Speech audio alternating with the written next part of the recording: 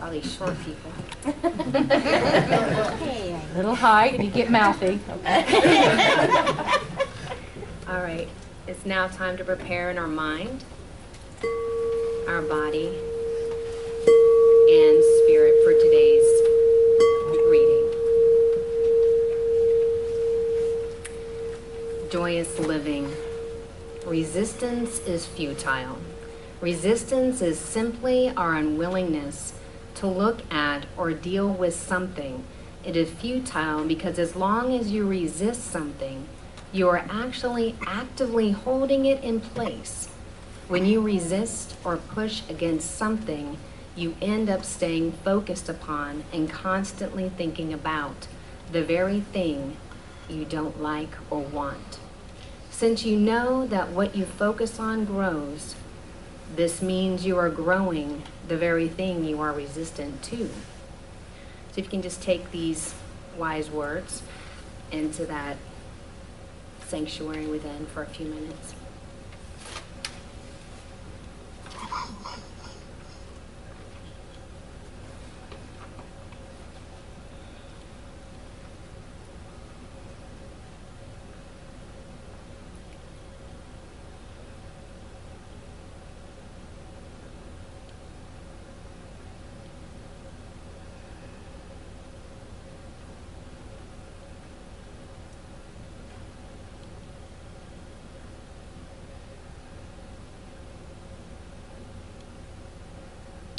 For as I know that right in this moment, the constant is always change. And in that change, I know God is right where we are. Right where we are on our path is that consciousness of the one mind that resides within us and absolutely all around us. It is that very power and presence that allows us to have that a livened place within our own heart to continuously grow and open and be right where we need to be. Be in the pain, be in the love, be in the joy. And on that path, we are absolutely never alone. We have all of this consciousness of God that is within us and within each one of us. And so I know that it's that same consciousness that allows us to open up to a place of a greater yet to be in our own lives, for this church service, for everything that is right here and right now, this culmination of spirit, I know is divinely orchestrating this time together. For it is blessed, it is ordained, and I know that we have shown up to celebrate our own lives in this day. And I give such thanks for this, knowing it is absolutely done. And we say together, and so it is.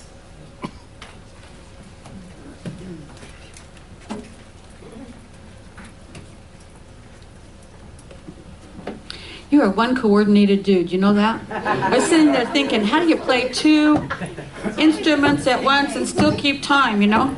It's difficult. He's really a talented man.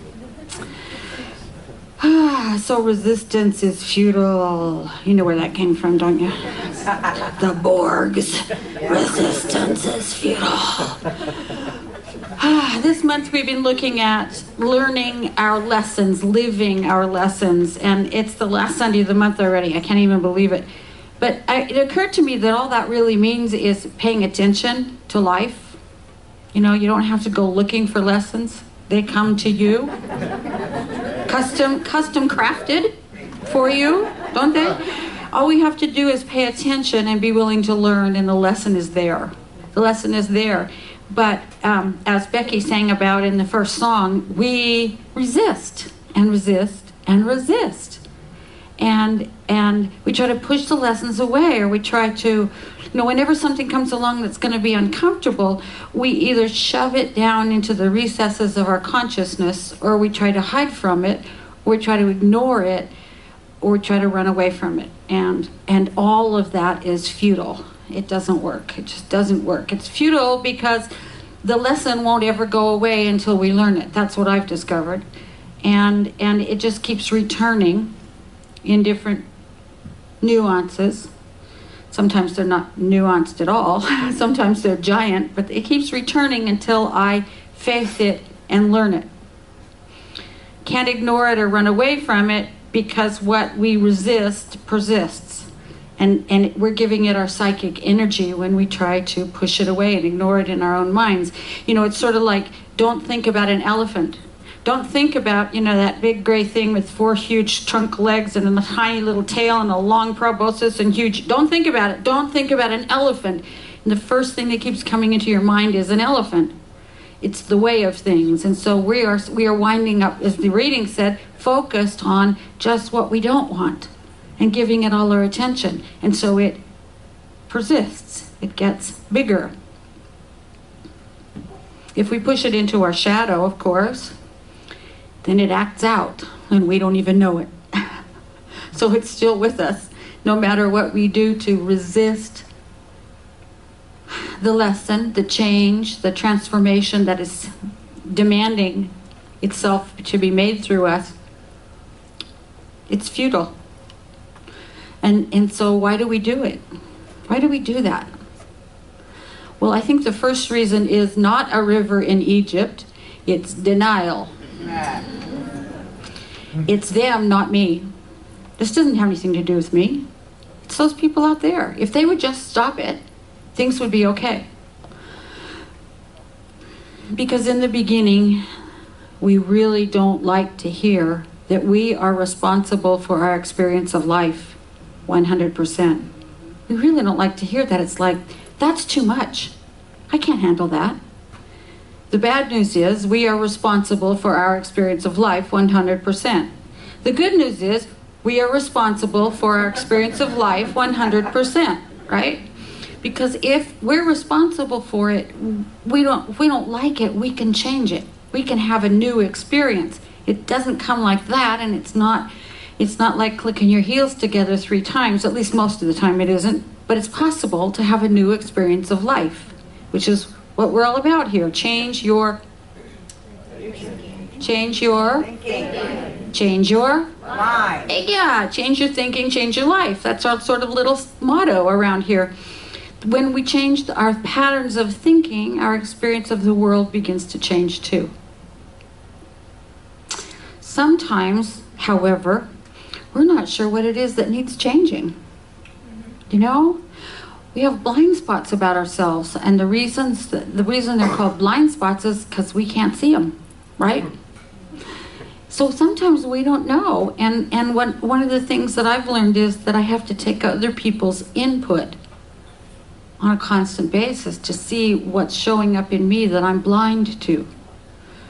If I have the same experience with people over and over and over again, an unpleasant experience, say they hang out with me for a while and then leave, or they get angry with me after a short time or whatever, that's feedback to me that I'm doing something that is making people feel uncomfortable, that I am sending out some energy. Obviously, it's their responsibility to feel uncomfortable, but what I'm talking about is what I'm doing in this situation. You know, if I sort of have to say, what in me, not in the other, but what in me is creating this? Am I being overbearing? Am I being cold? Am I being perceived as too needy, or am I oversharing? Do I talk so much that nobody can get a word in edgewise? You know, I have to look at those things and say, ooh, maybe I could lighten up a little there. On the other hand, and one thing that I frankly see more is if you keep having the same kinds of people, or you keep having people say to you, you know, I really like being around you. I really enjoy your company. I think what you're doing in life is great, and I think you're very brave and very powerful and very gorgeous. And all we do is keep resurrecting our sad story about how tough life is and how we're warped by it. Maybe we better listen to those people who are saying, you are unbelievably beautiful. I actually hear more of the self put down and the not listening to those around us who say, I think what you're doing is fabulous.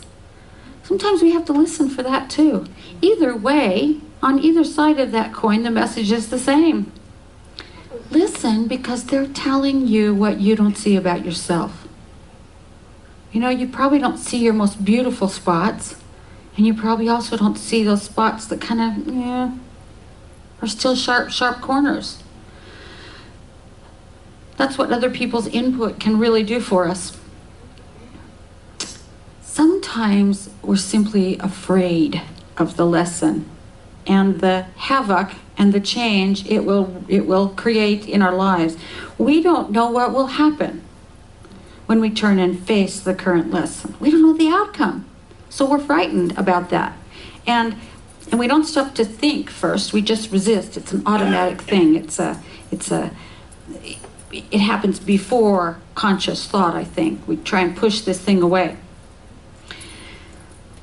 That's where memory, this amazing human faculty of memory that we have, can be our real ally, because we can look back to the changes we've already been through, even in the last year, last 6 months, and then realize we did it, we're here, we're fine, nobody died, right? I can do that again. The last time this happened, somehow I was impelled through it, and I'm still here. So we can use looking backward to move us forward through whatever we're facing right now. It also helps me to remember that the fear of change I feel is an evolutionary holdover from my little tiny ancestors, when our ancestors were little tiny. We're programmed biologically to fear change and newness because it might be dangerous. The real interesting thing is we're also programmed biologically to want change and newness. It's one of the great things about being a human, having this human body to work in. We have these two polar poles in us. I mean, obviously, if you think about a little kid who has no fear of change, he goes running out in traffic, right? Doesn't last, no chance to send his genes on into the gene pool. However, if you have a little kid who's terrified of change and challenge and lessons, he'll never stop crawling and walk. We have to have both. It makes sense to me to, as given the fact that we know we live in this universe where change is a constant, evolution is part of what we're here for, growth and expansion is what we're all about, it makes sense to sort of give that part of our biological heritage the upper hand and let the fear just keep us out of traffic. You know what I mean? Just keep us safe, not keep us stuck. Let the urge for newness move us forward. It also helps me to remember that when I learn something new, there's a learning curve. Always. Not knowing what we're doing makes our self-esteem kind of feel not right. We don't. It damages our self-esteem to not know what we're doing, even though it's the first time we've done it. So obviously we don't know what we're doing.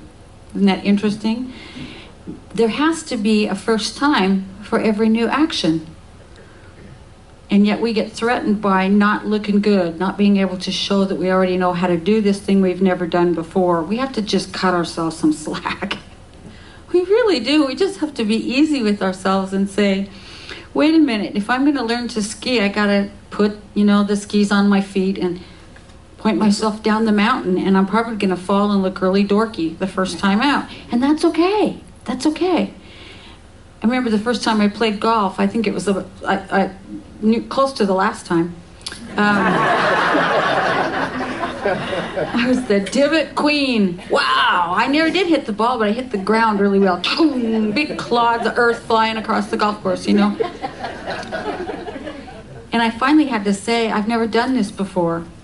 I'm in a class for golf dummies, It's okay that I do that. And the instructor would just laugh and send me out to get the big divot and bring it back and put it back where I chucked it out. You just have to give ourselves a break. That we don't know what we don't know. When we know it, we know it. We move on to something else we don't know. That's how we keep expanding, right? The other thing is that it helps me to remember that the lessons always continue to show up until I say yes to them. I learned this a long, long time ago. 2 days ago, I celebrated 28 years without a drink or a drug. Makes me very happy. It's an amazing thing. It's an amazing thing. Life is so much better. I can still vaguely remember, even though my memory is not as good as it was. Life is so much better. But early on, I started to get these messages from whatever you want to call it, your inner teacher, your higher self, God, whatever you want to call it, to do things that I'd never done before, to approach life in ways I'd never approached it before. And I remember that I was really in a kind of a funk for quite some time. And I walked around like this, thinking, about my sad story and my life and blah, blah, blah, looking at the ground. And people would say, hey, and I'd kind of look up for a second, and they'd say, how you doing? And one of them said, I'd like to go have coffee with you or be your friend. And I said, okay, well, maybe sometime. And I just kept walking around looking at the ground. And she persisted and said, you have a piano, right? I'd like to come over and play your piano. And I said, well, I'm not going to be able to make you dinner this week. And she said, you don't have to make me dinner. I just want to come play your piano and be your friend. Well, yeah, maybe sometime. And I was just so caught up in the angst that I had created in myself that I was walking along one day across a parking lot late for a meeting and just storming along like this, and I walked nose first into a dumpster lid that had been left open right across the bridge of the nose, knocked me flat on the ground, blacked my eyes. It was like the cosmic 2x4. Look up, you fool. Look into people's eyes. Say yes to life. Stop looking at the ground. And that was the first time I remember not paying attention and just having to get bigger and bigger. First it's a tap, then it's a shove, then it's a full-bodied, hey you, and then it's the cosmic 2x4. And so I've just sort of learned to listen a little bit more quickly. If the hint comes twice, look up, pay attention. Be here now, let the change happen, face it. The only way out is through, and all those other things you've heard, because they're true when it comes to living our lessons.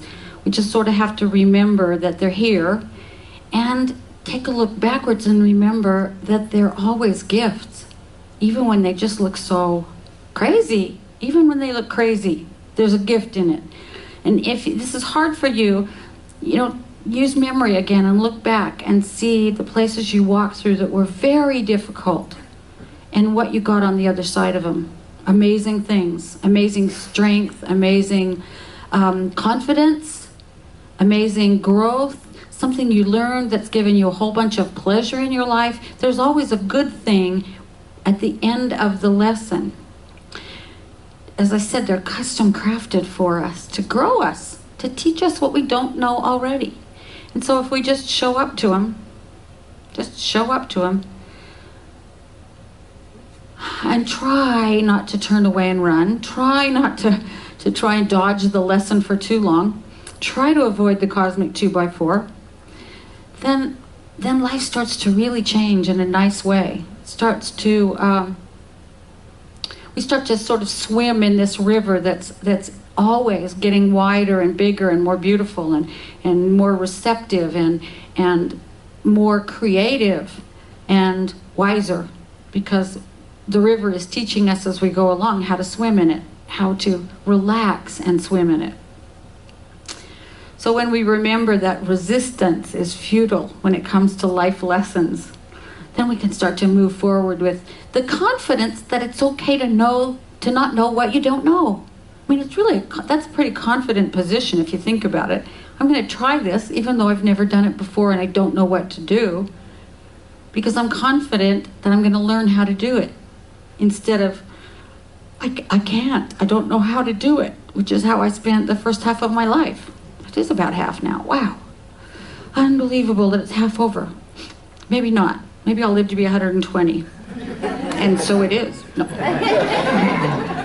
But there's this acceptance of the gifts that comes when we just remember that they're for us. that they're for us, that they're custom crafted by our guiding inner self. And then we can step out in knowledge and faith that we're moving in the right direction. We're moving in the right direction, and we welcome them for the gifts they bring. And it's a whole lot easier that way. It's a whole lot easier that way. Rumi wrote a poem called The Guest House, and I don't have it in front of me because I just thought of it. It's one of my favorites. But he says, even if they come in and sweep your house bare of all possessions, welcome them, welcome them. They're a gift from the beyond. Welcome everyone. He's opening you up for some new treasure. And that's sort of how I look at these lessons that life is always bringing to me. They're opening me up for some new treasure, even when it looks like they're here to take everything away. On the other side of that is a treasure, and I know that.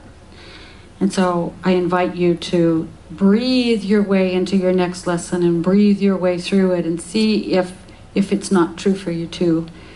I think that is the single most important change in my thought that has occurred. It makes me happy in life instead of downcast. It makes me expectant in life rather than fearful. It makes me joyful in life instead of ticked off when things change. And so, once again, denial, responsibility, self-responsibility, listening to other people when we're clueless about what we might be doing wrong, fear of the unknown, fear of looking silly, not knowing what you don't already know, the learning curve, and that beautiful, beautiful experience of the cosmic 2x4. I hope they all will help you navigate your next set of changes. In a graceful and joyful and courageous way, you have everything you need all the time to do that. So right now, just join me in consciousness as we allow our awareness to fall into our inner sanctum. At the very core of our being, there is a place that is lit from the spark of divine life that came from that power and presence that created everything that exists, from its own being, out of its own wisdom and intelligence, and spread itself throughout its creation. Truly, truly, everywhere I look, I see the face of God. Truly, the face of God is everywhere. The life of God is even in those things I call inanimate. In every animal and plant and stone and pebble and wave of the ocean, God is present. For God is present everywhere, with all of its wisdom and intelligence and joy and life and peace and love. So that right where I am, that is. Right where you are, every one of us, that is. Closer than our breath.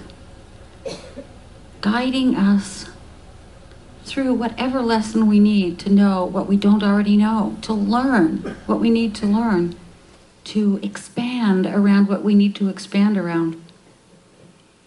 Guiding us, supporting us, providing an infinite source of power for us to move forward, to say yes to the growth, to expand and evolve, to open our hearts to even more of all that life has to offer, to open our hearts to be more love, to open our hearts to be more joy, to open our hearts to be more peace, to open our hearts to be more wise, to open our hearts to being the change we wish to see in the world. And I know that each one of us simply leans into that inner knowing, that inner teacher, that inner guide, for support along the path through all the changes of life, trusting and knowing that everything needed is there already. And I give thanks for this time of just remembering that together, of coming to this community that is filled with those who support me and those who allow me to support them.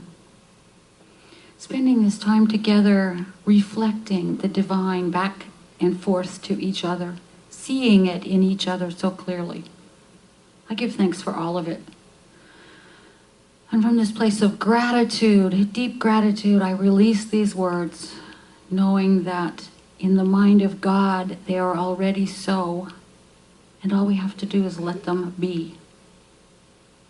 In acknowledging this, we say together, and so it is.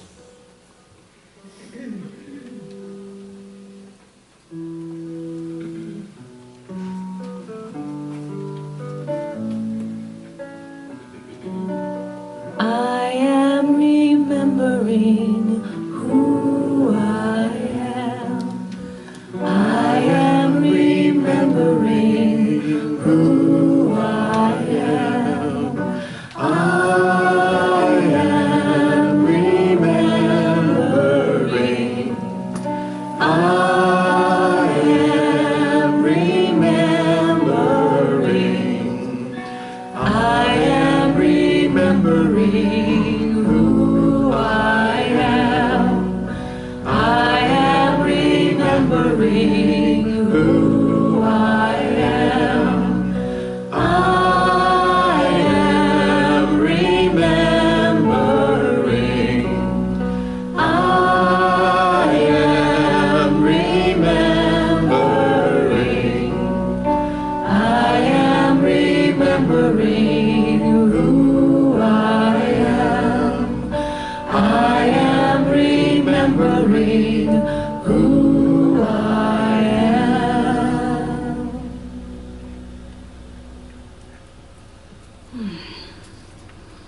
And now we have the opportunity to take a moment to prepare ourselves to give in support of this spiritual community, and also just to take a moment to be grateful for our lives. So I invite you to bring to mind all the wonderful blessings of life, all that you have and all that you are, all that comes into your life with every change. Think about what you receive from this spiritual community, and just feel that tide of gratitude that rises up in you. It is the attitude of welcoming more good into our lives. That's what gratitude will do for us. So as you give from gratitude, please bless the abundance of this community so that we all may thrive together. And let us affirm, gratefully I give with an attitude of abundance. Gratefully I give with an attitude of abundance. For I know that as I give, so do I receive. For I know that as I give, so do I receive. And so it is. And so it is.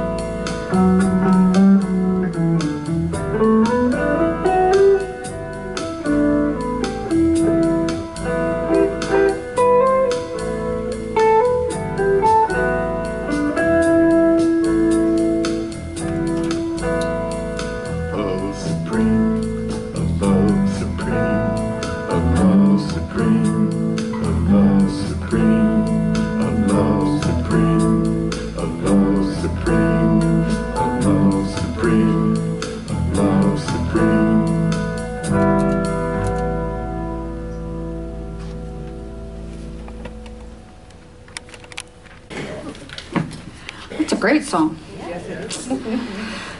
Oh, the kids are still back there, so we'll give them a minute or so. I have a couple of announcements just to make while we're waiting. First of all, we have this team called the Consciousness Cafe team, and they feed us.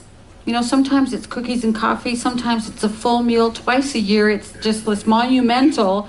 They provide all the main dishes, and we chip in a few things. We have this monumental feast. They are meeting right after the service in a social hall, and would love, if you are interested in bringing something once in a while or joining with their team, would love to have you come in and meet with them and join that team. It's a great, loving bunch of people. So attend the meeting. It's right after the service in the social hall. I'm leaving town right after we finish up here to go to the ministers' conference in California. So next Sunday we'll have Armand and Angelina. They will do our service and a native flute play shop on Sunday, and then on Monday they're going to do a posse concert here at the center. So there's a lot of information in your bulletin about their visit here. The Renaissance Festival, which was scheduled for October 11th, has been canceled, so that you all can join us and maybe even help us in our booth at the Yellow Springs Street Fair, October 11th. We will be giving free hugs and goodies and things like that, so hope you can join us. And October 24th, Friday night, is our Halloween gala. There's some more details on the page of your bulletin mark your calendars. It's going to be a wonderful party, so mark your calendars and plan to dress up. Nothing too gory, because we're going to have a kids party in the back too. We don't want to scare them to death. So put on a costume and come out and have a wonderful evening with us. The Spiritual Book Club is meeting 1 week early in October, so it will meet 5:45 p.m. on October 12th here at the center. And the Cooking with God cake decorating event has been rescheduled from November 8th to November 23rd. Just for those of you who bid in on that event, make note of that on your calendar. If there is anything in your life at all that you would like prayer support for, please see one of our practitioners, our prayer practitioners with the white or the teal shawls on. They are thrilled to be able to give you what we call a 1-minute miracle after the service. And that is simply help knowing the truth for you when you're having a little bit of difficulty seeing it for yourself. So just walk up to them and say, I'd like prayer. That's all you need to do. So with that, the kids have just decided to stay back there all day. So why don't we do our closing affirmation and our closing song. Oh, Sebastian's got to catch this one, right? Oh, yeah. He'll come when he hears it. He'll come running, because our closing song is Holy Ground. It's Sebastian's favorite. Anybody going on the camping trip next weekend? If you are, please meet with... 2 weeks. Oh, in 2 weeks, please meet with Gary in the social hall. Okay, good. See that tall guy over there? Hi, Gary. Mr. Camping Meister. So please stand. We'll do our closing affirmation, and then we'll sing Holy Ground, and I bet that will bring the kids running. But first, let's note together.